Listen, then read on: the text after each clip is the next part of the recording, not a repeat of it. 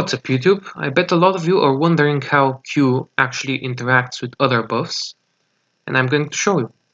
Currently everyone just has the crit rate buff from Sarah, but let's see, after the first Kun C2, everyone gets one attack boost applied. This is one marker with 10% attack buff. What happens after Q attacks as well?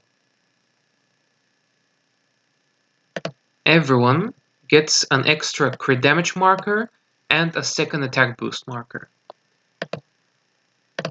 Only difference is I don't know why Q has 3 applied attack boost markers. It's really not visible anywhere in his skill. So this is honestly a mystery to me as much as it is to you, but we're just going to ignore that for now. And the reason why he has 2 crit damage boosts is because of his passive, also stacking crit damage. But I'm guessing there's maybe a typo in the code and he accidentally has a 43% attack boost as well. I'm not sure. But anyways, let's ignore Q for now. You see, HOTS does a C2, so all light units get a third buff. So right now, HOTS has a 10% Kun buff, a 5% Q buff, and her own buff that stacks up to 30%. I don't know how much it has right now. After that, we also get the Sorma C1, which we get the second applied crit damage. As you can see, the rest of them only have 1 applied crit damage and 2 applied attack boost because they are not light units. The Kun C1, as you can see, is also, well, it went to HOTS. It's also a separate buff because it's a temporary one. So she currently has those 3 I mentioned before, 1 crit damage from Sorma passive, 1 crit damage from Q C2, and this from Kun C1. So what am I trying to tell you with this? Well, you'll see after the next turn. Let's make another C2 and another C2 and a C1 from Baum, yeah. And I guess this. So currently, Godkiller 0 has the 2 applied, 1 from Q and 1 from Kun, crit damage from Q, and skill damage from HOTS. After Kun C2, we will notice that Godkiller 0 still has only 2 applied attack boosts. But the difference is, one of them is 20% and the other is 5.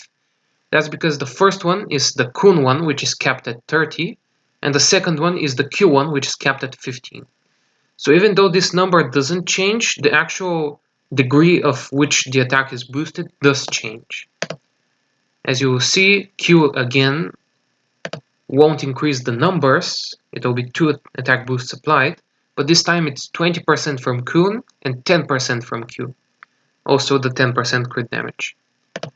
Now we're also going to do a BMI C1, which gives us another crit damage.